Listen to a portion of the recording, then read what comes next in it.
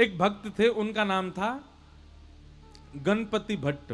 क्या नाम था? गणपति भट्ट। गणेश जी के बहुत बड़े भक्त थे। गणेश जी के अलावा किसी देवता को देखते ही नहीं थे। इतनी निष्ठा थी उनकी गणेश जी में कि कहीं भी चले जाएं पूछते थे गणेश जी का मंदिर है तो मैं आऊंगा, नहीं तो नहीं आऊंगा। उस नगर में ही नहीं जाते थे जहां गणेश जी का मंदिर ही ना हो। ऐसी निष्ठा उनकी। निष्ठा एक बात होती है, कट्टरपंथी होना अलग बात होती है। हम लोगों को कट्टरपंथी नहीं होना चाहिए, निष्ठावान होना चाहिए। कैसा होना चाहिए? निष्ठावान। जिस देवता को आप भजते हो उसके प्रति पूर्व निष्ठा रखो, पूर्ण निष्ठा रखो। अब ऐसे तो हनुमान चालीसा में गोस्वामी तुलसीदास जी लिखते हैं, और देवता चित्त न धरहि हनुमत से ही सर्व सुख करहि। अब इसका अर्थ क्या है कि और देवताओं को मत पूछो, ऐसा नहीं है। ऐसा कह रहे हैं गोस्वामी जी, यदि आप हनुमान जी के उपासक हो तो एक बार पूर्ण निष्ठा से श्री हनुमान जी को ही भज के देखो, हनुमान जी के प्रति भाव रखो। इसका मतलब यह है कि फिर गणेश जी के पास जाओ ना तो गणेश जी से भी प्रार्थना करो, हे गणपति भगवान हमारी हनुमान जी में और निष्ठा बढ़ जाए। फिर महादेव के पास जाओ तो महादेव से कहो, हे महादेव हमारी हनुमान जी में और प्रेम हो जाए। कभी देवी के मंदिर में जाओ तो देवी से भी जाके ये प्रार्थना करो, हे वैष्णो देवी मैया हनुमान जी से हमारा और प्रेम हो जाए। अब आप जा तो सब जगह रहे, पर हर जगह मांग क्या रहे? अपने इष्ट से प्रेम। इसको कहते हैं निष्ठा। क्या कहते हैं? निष्ठा। आप जाते सब जगह हैं, भजते सबको हैं, सिर सबके सामने झुकाते हैं, पर आपके चित्त में एक ही देव बैठे। ऐसी निष्ठा यदि आपकी है तो जो देव है ना वो देव आप पर कृपा निश्चित करेंगे। जैसे हम वृंदावन वासी हैं, हम तो एक ही के उपासक हैं। कौन के? टेढ़ी टांग वाले के उपासक हैं। हमारे तो बंसी वारो श्याम, मुरली वारो श्याम, वही है। अब भले ही हमको महाकाल जाना पड़े, भले ही हमको वैष्णो देवी जाना पड़े, भले ही हमको बंबई के सिद्धि विनायक जाना पड़े, भले ही हमको पूना के डगरू सेठ हलवाई गणेश जी के दर्शन करने जाना पड़े, कहीं भी जाएं, शनि देव के मंदिर में जाना पड़े, सब जगह जाते हैं। लेकिन जाकर के प्रार्थना क्या करते हैं? हे शनिदेव महाराज, आप जिनकी आराधना करते हो ऐसे भगवान श्री कृष्ण से हमारा और प्रेम हो जाए। हे गणेश जी महाराज, आप जिन श्री कृष्ण से बहुत प्रेम करते हो उनसे हमारा अति प्रेम हो जाए। हे वैष्णो देवी मैया, आप जिनकी बहन हो ऐसे श्री कृष्ण आपके भैया से हमारा और प्रेम हो जाए। इसको कहते हैं निष्ठा। कट्टरपंथी जिसकी होती है वो क्या करता है? गणेश जी का उपासक है, देवी का मंदिर आ गया तो ऐसे निकलेगा, मैं तो देखूंगा भी नहीं, मैं तो अंदर जाऊंगा भी नहीं, मैं तो एक एक को पूछता हूं। ऐसा नहीं, जहां भी जाओ अपने इष्ट को चित्त में धारण करके जाओ। इसको निष्ठा कहते हैं। क्या कहते हैं? जोर से बोलो, निष्ठा। तो गणपति भट्ट नाम के भक्त थे। आप जगन्नाथपुरी गए, किसी ने आपसे कह दिया जगन्नाथपुरी में तो गणेश भगवान विराज रहे हैं। तो गणपति भट्ट पहुंच गए जगन्नाथपुरी। अब जगन्नाथपुरी जाकर के लोग बागों से बोले, हाँ भैया गणेश जी कहाँ विराज रहे हैं, मुझे दर्शन करना है। तो किसी ने कहा, बोले ओहो तुमको किसी ने बुद्धू बना दिया है, यहाँ गणेश जी का मंदिर थोड़े ही है, जगन्नाथ भगवान तो साक्षात श्री कृष्ण है। अब जैसे ही सुना कि जगन्नाथ भगवान श्री कृष्ण हैं, गणपति भट्ट तो बड़ा व्याकुल हो गया, समुद्र किनारे जाकर के बैठ गया। बोले कि मेरे साथ तो छल कर दिया, मेरे साथ कितना बुरा अत्याचार किया, गणेश का नाम लेकर के मुझको जगन्नाथपुरी बुला लिया, और यहां तो भगवान कृष्ण का मंदिर है।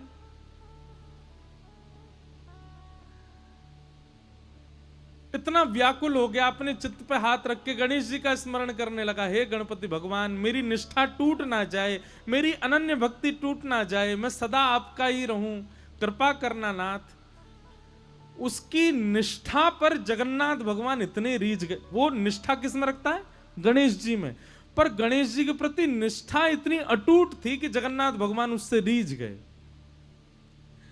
और जगन्नाथ भगवान ने मन बनाया, बोले कि ये इतना गणेश जी का उपासक है, मुझे इससे मिलना है। और जगन्नाथ भगवान एक नन्हे से बालक का रूप धारण करके गणपति भट्ट के पास आ गए। भैया तुम क्यों रो रहे हो? बालक बन के आए,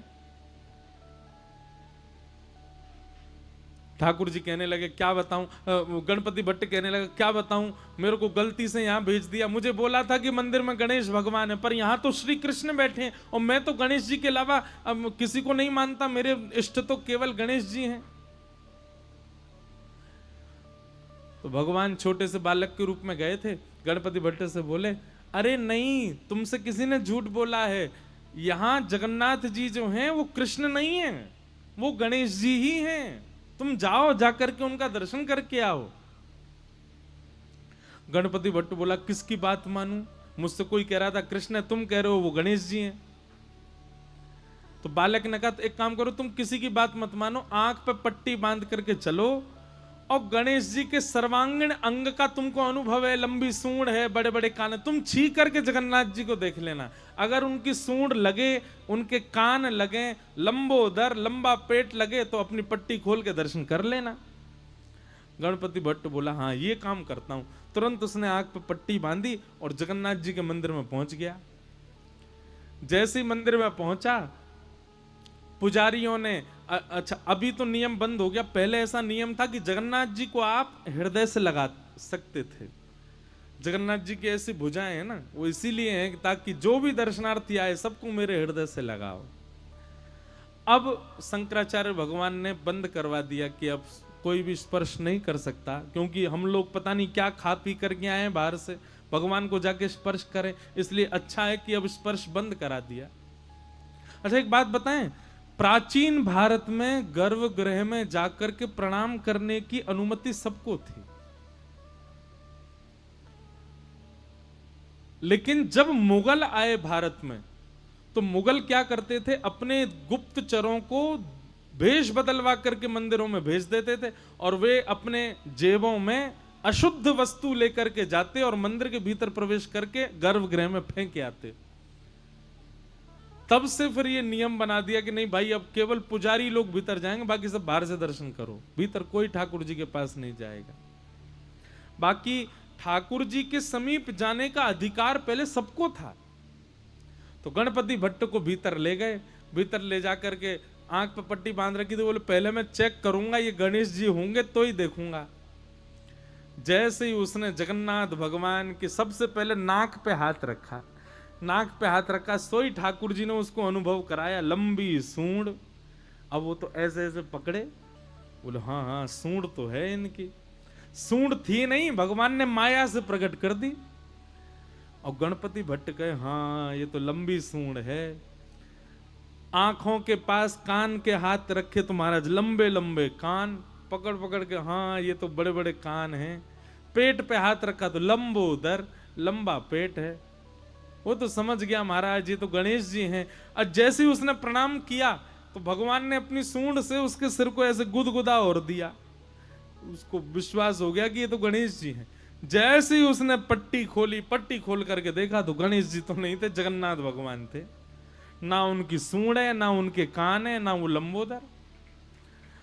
अब तो वो बोला ओहो मायावी कृष्ण, मायावी भगवान। आंख बंद करके स्पर्श करता हूं तो सूंड दिखती है, आंख खोल के देखता हूं तो जगन्नाथ दिखते हैं, मेरी निष्ठा भंग हो गई। जैसे ही उसने ये बात कही, इतने में ही जगन्नाथ भगवान प्रत्यक्ष प्रकट हो गए और प्रकट होकर के उसको हृदय से लगा करके बोले मुझे तेरी निष्ठा बहुत पसंद आई, तू अपने देव के प्रति इतना निष्ठावान है, लेकिन मेरी एक बात याद रख, कभी भी किसी में भेदभाव मत कर। तुम्हारी जिस देव में निष्ठा है उसमें पूर्व निष्ठा रखो, पर उसके अलावा किसी देव के पास जाने का अवसर मिले तो उससे चूको मत, वहां भी जाओ, वहां जाकर के भी उसको प्रणाम करो। ये सब मेरा ही विलास है, मैं ही गणपति हूं, मैं ही शिव हूं, मैं ही हनुमान हूं, मैं ही जगन्नाथ हूं, मैं ही भद्रकाली हूं, मैं ही वैष्णो देवी हूं, ये सब मेरा विलास है। इसलिए तो किसी भी प्रकार से भेद दृष्टि मत रख, क्योंकि भेद दृष्टि भक्ति में अपराध है। इसलिए इस अपराध के भागी मत बनो गणपति भट्ट। तुम गणेश के उपासक हो, इसका मतलब यह नहीं कि तुम अन्य देवताओं का तिरस्कार करो। इसलिए अपनी भक्ति को और पुष्ट करो, सब देवों में अपने गणपति का दर्शन करो। तब उस गणपति भट्ट का जो संशय था वो दूर हुआ, उसने जगन्नाथ भगवान को प्रणाम किया। तो भैया निष्ठावान बनिए। कई लोग कहते हैं, बोले हिंदू वैदिक समाज में, हमारे सनातन धर्म में इतने सारे देवता, किसको पूजें? किसी एक को पकड़ लो बस, और बाकी सबको क्या करें? बोले बाकी सबको उसी के भाव से प्रणाम करो, निष्ठावान रहो। हमारा हिंदू वैदिक सनातन धर्म बहुत सुंदर है। यहां पर हम सबको एक प्रकार से अंग्रेजी में कहूं तो चॉइस मिली हुई है भाई, जैसी तुम्हारी निष्ठा हो उस देवता के श्री चरणों में प्रणाम करो, उस देवता को भजो, दल बदलू मत रहो। जैसे ही कोई अन्य देव की प्रशंसा सुनते हो तो अपने इष्ट का त्याग कर दो, ऐसा कभी मत करो।